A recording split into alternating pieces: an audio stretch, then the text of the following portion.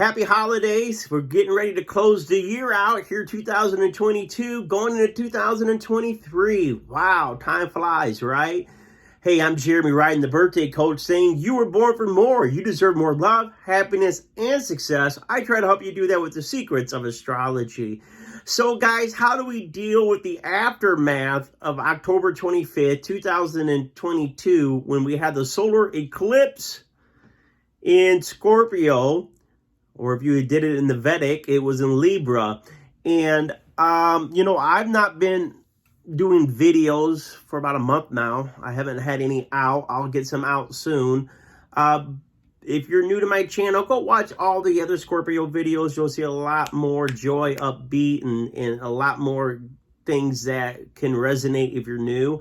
If you're an older person, or should I say someone that's been subscribing longer, thank you very much for those that care about me and love me and understand that I'm a fellow Scorpio riser.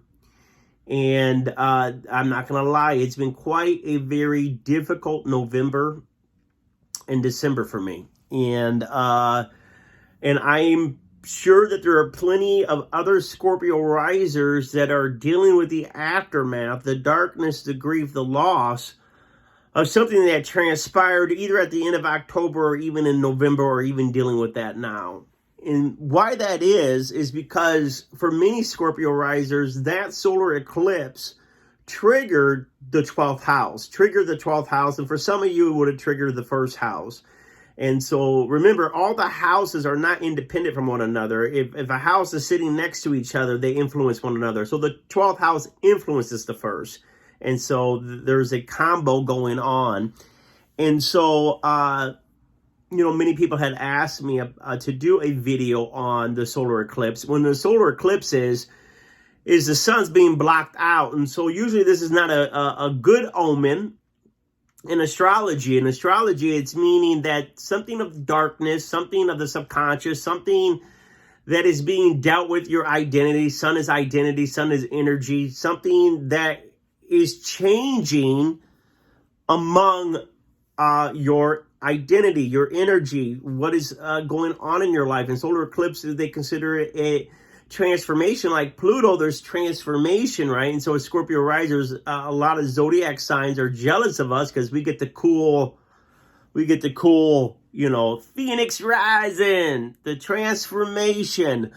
Little do they really understand that there's rarely ever a transformation until first there's a death. Rarely is there a resurrection until there is no resurrection until there's a death. There is no transformation until there has been a pain.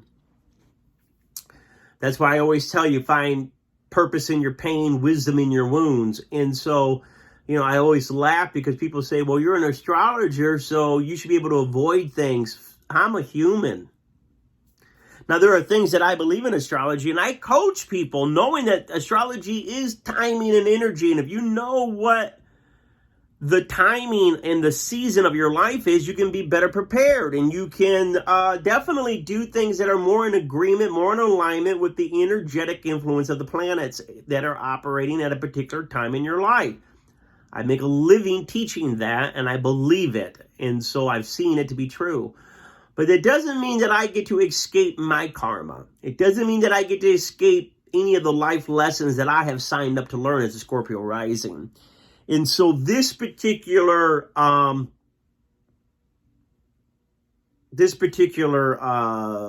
month has been very difficult for me personally, on a personal level. With that solar eclipse, it triggered my 12th house. The 12th house is the house of loss. It's the house of suffering. It's the house of, it's cool, the house of spirituality, but it's spirituality that comes through surrender, and it's usually not, it's the self-undoing, it's things that you really don't want to let go of. It's taken from you, but it's taken from you to make you become whole. So there's a loss in the 12th house, but it's really a loss that leads to your healing. It's a loss that leads to your wholeness. But when you're going through it, you don't feel whole. You don't feel healed. You feel more of the pain in the beginning, right? That's what transformation, it starts with death. It starts with pain. It starts with suffering. Yes, there's a higher purpose, a higher cause, a higher transformation. But if you're still human, as you get older as a Scorpio riser, yes, you're better able to deal with your emotions. You're better able to deal with loss. You're better able to see how the seasons are playing out. But never think that you're ever going to totally escape being human. You know, in November, I did have some losses. In November, right there at the end of October, November, I caught COVID. And I thank God I'm okay. But all in 1 month, I caught COVID. I was in a near fatal car crash. My SUV was totaled. The fact that I came out of it alive is a miracle. Unfortunately, somebody had ran a red light and T-boned me right on the driver's side and just swiped my whole thing in and broke my tire, axle, everything. And so it was pretty damaging accident. Yes, I'm so thankful to be, outside of just being emotionally jarred. Physically I'm okay. Person was on their cell phone and not paying attention and ran that red light. So COVID, and then a crash, and then I had some personal loss. And I've been dealing with some grief in a way that I've never experienced before. And which is funny because, I teach you when you get to 48, things lessen up on the hardness of a Scorpio riser. Not that you ever completely escape problems in this life, because life is cycles. There's ups, there's downs, there's days, there's nights. There's life, there's death. That's the cycle. So we can't ever trick ourselves into thinking that, there's not a cycle in life. There are cycles, and you realize that, and it gets you through it. But, I had just turned 47 and looking forward to that 48 next year. But I suffered in November a certain type of loss that makes me feel very powerless, very hopeless. I got hope, but it's just, there are certain things in your life, especially if you're dealing with other people and loving other people and trying to help other people, there's nothing more powerless than to care about people and love people and not be able to help them.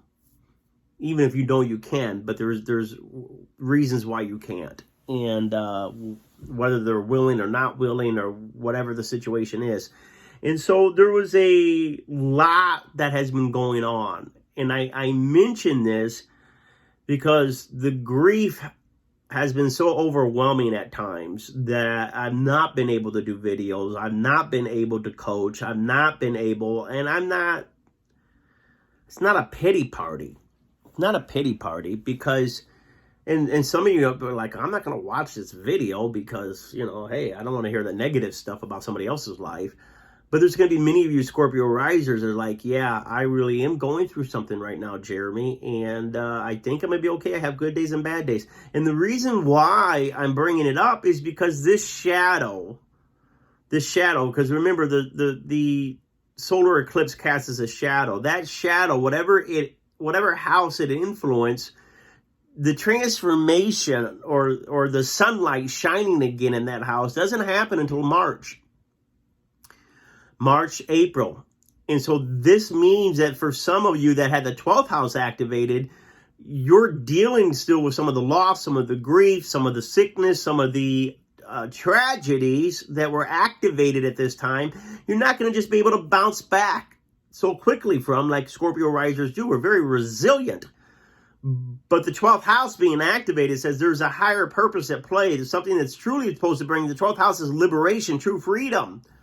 So even in this pain and in this hurt that you're going through, we're looking at to get free in your spirit. What is that attachment that you've been holding on to that is a worldly attachment? 12th house is letting go of worldly attachments. Solar eclipse is not necessarily saying you want to. What are you having to let go of that's not your choice? So that's where we can feel 12th house like a victim, because something's being taken. I'm not surrendering that freely. It's being taken. Little do we know that God is stepping in and saying, I'm allowing this loss. I'm allowing this pain. I'm allowing this suffering because I got something of greater value, higher value, more in line with you that you can't see right now.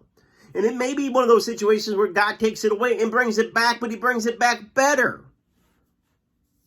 Because some of you have probably lost relationships in November, careers, jobs. because of there's something in it that needs to be healed. So God will do the healing work. Spirit will do the healing work. Astrology energy will begin the healing work. And it's not overnight. So allow yourself to go with the ups and the downs and the ins and the outs of what you're feeling. Now, some of you Scorpio risers had that first house activated. And so it isn't just, it's not much of a grieving as it is a turning point. Because first house is our life path, a turning point.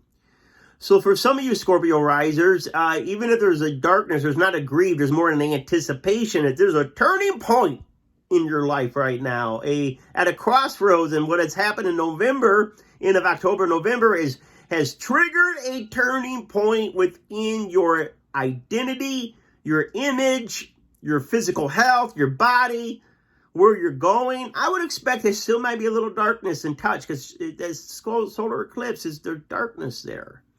So something could have triggered, not necessarily a 12th house for some of you where it's an emotional inside thing going on. For some of you, it's an outer event that's being triggered right now that seems a little dark.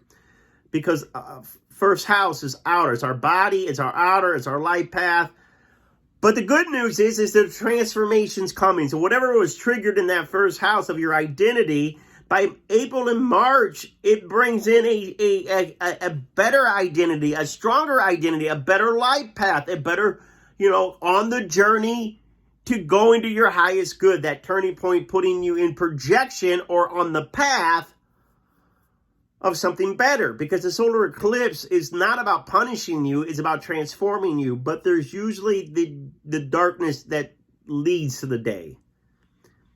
And so as we are approaching the darkest night of the year, December 25th, coming up in a couple weeks, be kind to yourself, be gentle to yourself, and remind yourself it is a turning point. There is a healing, but it comes through surrender. This is not something you can make better on your own. It's only surrendering to the higher power, surrendering to God, surrendering to love, loving yourself, faith that this thing is going to turn out for your good. Like all the charismatic preachers say, my setback is ready for my comeback is greater than my setback. And if God brought you to it, God will take you through it. And I'm too blessed to be stressed. And so you need to still talk that way. Because remember, Scorpio in the second house, you got to still speak faith. But right now, you are hurting. I have cried more. I had grieved more in this last month than I don't know when. A sense of hurt and pain and loss. And it doesn't leave. It gets better, but it doesn't leave. It's there. And it's going to be there for a while until whatever this solar eclipse is trying to bring out of us, get out of our system and take us to a higher level. So I love you. I love you. I love you. And for those that are prayer warriors, those that believe in a higher power, pray for me. Pray for me. All right, everyone. I love you. God bless you. I'm going to be doing some of my normal Scorpio rising practical videos. I'm going to get them out here. I'm going to start doing them again. I have to. I don't feel like it, but I have to. Because that's part of my destiny, part of my dharma, and part of my healing. You got to continue to do the things you know you need to do, even when you don't feel like it. Love you guys.